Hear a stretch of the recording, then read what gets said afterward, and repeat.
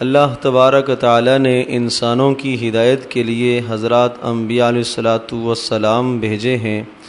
اور اللہ تبارک و تعالی کے پیغامات بندوں تک پہنچانے کے لیے اللہ تبارک و تعالی نے اپنے برگزیدہ نبیوں کا سلسلہ شروع فرمایا۔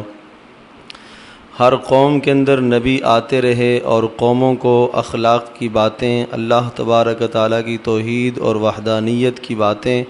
اور آخرت کے متعلق باتیں بتاتے رہے، اور یہ سارا کچھ نظام اللہ پاک نے اس لیے چلایا تاکہ دنیا میں بسنے اور رہنے والے انسان آخرت کی ہمیشہ ہمیشہ والی کامیابی حاصل کر لیں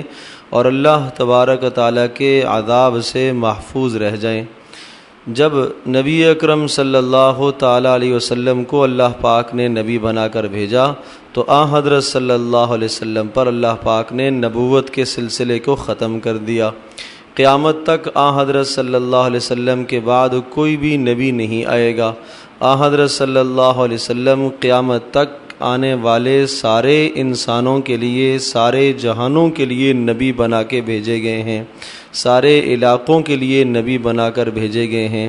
اس لیے جب نبی اکرم صلی اللہ علیہ وسلم آخری نبی ہیں، آپ کے بعد کسی نبی نے نہیں آنا، تو اللہ تبارک و تعالی نے وہ نبیوں والا عظیم کام اس امت کے سپرد کر دیا۔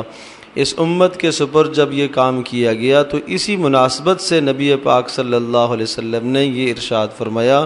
کہ میری جانب سے تمہارے پاس ایک آیت بھی پہنچے تو اسے تم آگے پہنچا دو۔ لہٰذا ہر انسان کے لیے ضروری ہے کہ جہاں اس کا دائرہ کار ہو، جو لوگ اس کے ماتحت کام کرنے والے ہیں، ایک آدمی اپنے گھر کے اندر ہے تو گھر کے افراد اس کے ماتحت افراد کہلاتے ہیں، باہر کسی بھی جگہ پر رہتا ہے، جو اللہ پاک نے اس کو اختیار اور اقتدار دیا ہوا ہے، اس اختیار اور اقتدار کے زیر اثر جتنے بھی لوگ ہیں، ان سب لوگوں کے سامنے اللہ کے رسول صلی اللہ علیہ وسلم کی باتوں کو ذکر کرے۔ جو باتیں حق باتیں اس تک پہنچتی چلی جائیں، ان باتوں کو وہ آگے پہنچاتا جائے۔ تو اس لیے ارشاد فرمایا بلغوا عنی ولو آیہ، بلغوا عنی ولو آیہ، بلغوا عنی ولو آیہ، میری طرف سے پہنچا دو اگرچہ ایک آیت ہی کیوں نہ ہو۔ اللہ